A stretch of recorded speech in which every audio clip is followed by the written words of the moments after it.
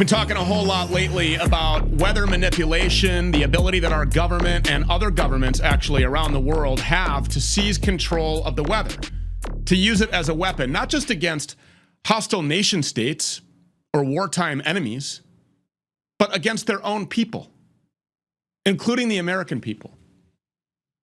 Hurricane Helene's impact on North Carolina and the surrounding areas has served up as a huge wake-up call. The death and destruction that storm brought with it, with no warning, and the abandoning of storm victims by the government at every level right before an election in one of the most critical swing states on the map has many people questioning what the hell really happened and why. And that's, of course, a very important question because the situation goes a whole lot deeper than just election fraud. It goes deeper than weaponizing a storm against patriotic, independent Americans who can't be controlled, although that is a major part of this equation. But beyond that, Western North Carolina, the area that was hit the hardest by Hurricane Helene, sits on top of the largest lithium deposit in the United States. And as we've covered here on this program, lithium is central to the green revolution being promoted by the World Economic Forum and BlackRock and all of the central banking minions because it powers Super Duty batteries, the batteries that are supposed to replace combustion engines. So it's easy to see why some very powerful people would want Western North Carolina to be completely obliterated and then abandoned, so that they can get inside the earth and get their hands on that lithium. And now that process is already getting underway. So I want an apology from the Rolling Stone and the New York Times and the Daily Beast and Right Wing Watch and Media Matters for calling me a conspiracy theorist when I said that this is what was going to happen, because the abandonment of Western North Carolina is in the works already, and it's being backed and it's being guided by North Carolina's Governor Roy Cooper, a Democrat who shares connections to the Chinese Communist Party and its Jewish influence peddlers in on the West with none other than Tim Walz. And just recently, Cooper was on video saying some places just aren't worth rebuilding. They should just be abandoned after Hurricane Helene because the buyouts are better. Take a look at this. We work with them. We have plans for local governments. You know, in some areas, you just shouldn't build back. And we've been able to convince certain communities and people that buyouts are better, and you create. So it's pretty obvious that Roy Cooper wants to clear off this land. But again, this goes way beyond some Democrat governor or FEMA or any other public-facing government hack who's gotten wrapped up in this, because just recently it was revealed that there are deep state Ukrainian connections to the situation. A piece of land that's being used by FEMA to supposedly set up North Carolina aid stations is owned by a Ukrainian called Viktor Matviachuk, or whatever it is. Some Ukrainian guy. So once again, there's some Khazarian from the Ukraine at the center of this bad situation. What the hell is this Viktor Ukrainian guy doing in North Carolina, and why are the feds using land that he somehow owns to administer their completely non-existent storm response? And this question matters even more when we think about recent events that have plagued this country. Think about Ryan Ruth, the guy that was arrested at the Trump International Golf Course when the Secret Service miraculously found him ready to shoot Trump. Ryan Ruth was from North Carolina. But not just that, he repeatedly traveled to Ukraine. He was even featured in Ukrainian propaganda videos. So if we connect the dots here, it becomes pretty evident that North Carolina is being used as a rallying point for the global cabal running our government. If we go back a few years, we can even see the creation of COVID, and we can connect it to this state and to gain-of-function research at the University of North Carolina at Chapel Hill. So there's a lot going on there, and it doesn't just link back to politicians and CIA-backed terrorists. It's cabal-wide. And now some are even saying that the entertainment industry has played a role in all of this. That once again, a halftime show was used by the cabal to let us all know what they're about to do right before they did it. Because just as Hurricane Helene was making landfall and preparing to completely ravage Western North Carolina and other parts of the South, Katy Perry, who's long been known for her praising Satan, was performing in a halftime show at an Australian rules football game, obviously over in Australia. And while she did this, she was on stage a stage that was shaped like a hurricane, which was surrounded by dancers carrying in a formation, making it look exactly like the hurricane logo used by weather forecasters and emergency services. We're not.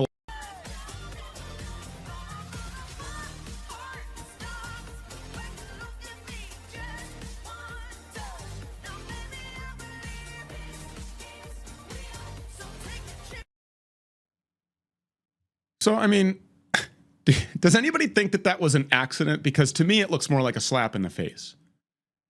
And it makes total sense why this slap in the face would happen, because as we know, the entertainment industry and professional sports are all run by the very same central banking cabal that's in control of our government. And they love telegraphing their punches and rubbing it in our faces, everything that they're about to do to us. For decades now, the entertainment industry, music and movies and sports, TV shows, they have all been used as vessels to attack us and to help carry out the Kabbalistic, anti-human, antichrist agenda that we have all been subjected to. So did someone give Katy Perry the call and say, set up the hurricane performance, we're going to slap the goyim in the face? It's a question worth asking.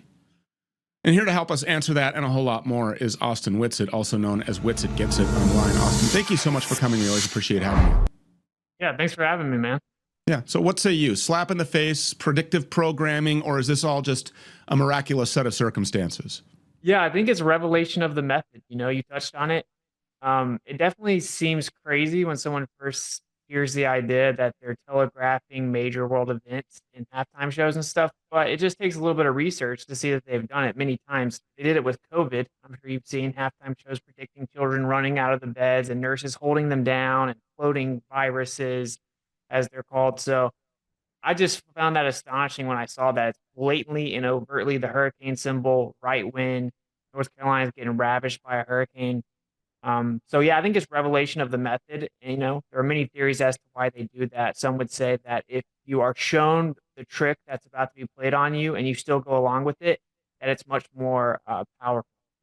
Yeah, we're talking about this lithium deposit. What have you learned about that? And by the way, I just want our viewing audience to be reminded that previously the largest lithium deposit that the United States American war empire and military industrial complex had control and possession of was in Afghanistan. Well, now that we've lost that, here comes Western North Carolina, home of the second largest lithium deposit, and it's right here on U.S. soil. Yeah, that's very interesting. I was actually in the Carolinas right after it happened. I had a conference I was speaking at, and it just got destroyed. And then, like you said, there's Kings Mountain, which has one of the biggest lithium reserves in the U.S., and it actually didn't get hit by the hurricane as much as the surrounding area. So a lot of people were saying, oh, well, that theory doesn't make sense because the actual specific area that has the lithium didn't really get hit as hard. But that actually makes perfect sense, because if you were to just completely destroy that area, it would make mining a disaster. But if you're able to gain federal control of all the surrounding areas, basically just monopolize the entire geographical region. So I definitely think that plays a role in it. They also have tons of crystals there, obviously, that we use for semiconductors and chips and stuff. So it does look like a classic federal land grab. They've been doing this for a long time. They did it with Maui. They did it with Helene. Now just poof, out of nowhere, Hurricane Milton just pops up, sits out there in the Gulf, gains steam, and then smashes right back into where Helene made landfall. Helene, unprecedentedly, it went all the way through the mountains intact to get into Western North Carolina. And then you had people evacuating, but there was no fuel. Here comes Milton, smashing right into the Cape Coral, Fort Myers, Tampa Bay area. And now we have another one that is forming in the Caribbean, and we have another one that is forming in the Gulf. So we're going to see more devastation headed right toward the Sunshine State. When have we ever seen hurricanes take these paths before? When have we ever seen a hurricane season this active? Never, never. Of course, they're going to use the cover of climate change or global warming, right? I actually predicted this a few years ago that maybe the next set of lockdowns would be climate lockdowns, and they would have to manipulate the weather to make like crazy events take place to make it look like climate change was real, which anyone who's researched it knows it's pseudoscience. But I actually live right outside Tampa, and we actually moved to this region because it never gets hit directly by hurricanes. And then here we are, hurricanes just consistently coming right in this area. Even the official story is a hurricane hasn't taken place like that in over a century. So it's very crazy, especially when you look into the history of the manipulation of hurricanes. It's not a new thing at all. The government was doing it in the 40s, right? Project Cirrus, 1947. We dropped dry ice into a hurricane and steered it, and it hit Savannah, Georgia, when it wasn't supposed to make landfall. Then they claimed that they stopped doing it, and they were discovered to have kept doing it. And they lied about it for 12, 13 years before admitting it. So if they were able to manipulate the path of hurricanes in the 40s, then what do you think they're doing now? Well, they're obviously, it's insane that people actually just believe that these people, when they say, well, we're not doing this, like, I mean, I'm going to come out on a stage with spotlights shined on me, and I'm going to tell you what I'm capable of doing, and then I'm going to perform this act in front of you. And then later, when I do the very same thing, I'm going to say, what are you talking about? We don't have the technology to do that. We don't do that. We're not doing that. And you guys are disinfo agents for saying so. They openly admit that they are geoengineering, manipulating, steering, guiding, and even creating storms. Yeah, of course. And there's actually an Air Force document. It's called Weather as a Force Multiplier, Owning the Weather in 2025. And it details their plan to weaponize the weather. Literally what the document is about. I actually think it's a cover document to make the technology seem more primitive than it actually is. But we have JFK making quotes about how we need to have international cooperation to control the weather. Lyndon B. Johnson saying that he who controls the weather basically is undefeatable. So this is like a well-known objective of our military, and now they have the perfect motivation to do it. They will just claim that it's climate change. I think that people should research it prior to what normally happens is something like this seems so overwhelming that it puts people in fear. The idea of weather is very scary. Like, how do you combat that? It's a scary thing. People choose to not even look into it or believe it. It sounds fantastical, but it is true.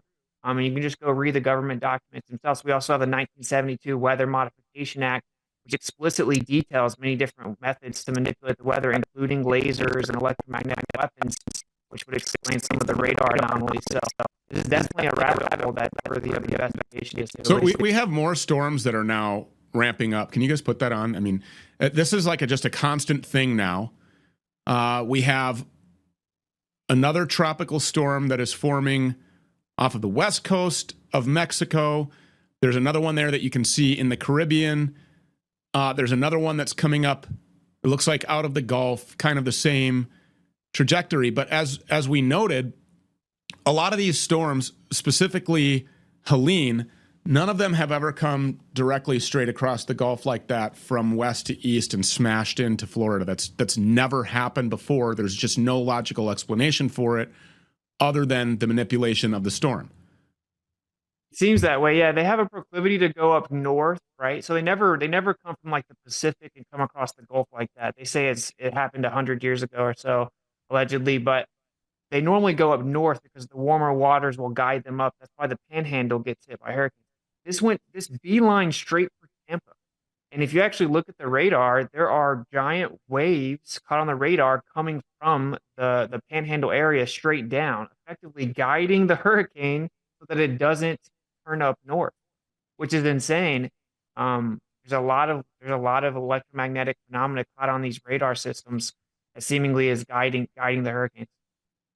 Yeah, this one's making landfall, it looks like, in Cuba as a level 1 hurricane, and then could go right up the east coast of Cuba there in a northwesternly type fashion, smash into the Bahamas, and then directly into the Gulf, where, of course, everybody knows that when a storm like this gets into the Gulf waters, those waters are warm. That fuels the storm and its strengthening. So it looks like, I mean, we're not out of the woods here at all. I lived in the Tampa Bay area. I moved there in 2000. Moved back to Minnesota in 2007, and just a few years ago, bought on the opposite coast. So, I mean, I've been in and out of Florida for a lot of years, and I've never seen a hurricane season that's this active. And it's coming during an election time, And it's coming while there are 2 proxy wars being fought by the military-industrial complex, the one in Ukraine, NATO's proxy war against Vladimir Putin. They want regime change there. And then, of course, our greatest ally, Israel, as it does a land grab of its own, annexing all of Gaza and expanding into the West Bank, and then, of course, into Syria and now Lebanon. Beirut's airport was closed yesterday after they bombed the shit out of that. And then, of course, you have Republicans all over TV telling you all of the reasons why that's justified. They just kill hundreds of thousands of people, but that's okay because it's Israel, and they're getting picked on, so they have the right to defend themselves. I would predict that Iran is going to respond with some sort of an energy weapon. I think it's the most humane way to once and for all get rid of that problem. Austin Witsit, he's at Witsit Gets It online. Make sure that you go and check him out. We really appreciate you being here. Thanks for having me, brother. Yeah. If you guys don't think that more of these hurricanes are going to be making their way our direction, just turn on the Weather Channel. It's nonstop coverage. Weather weapons by your own government who's openly declared war on you. More of the Stu Peters Show continues next.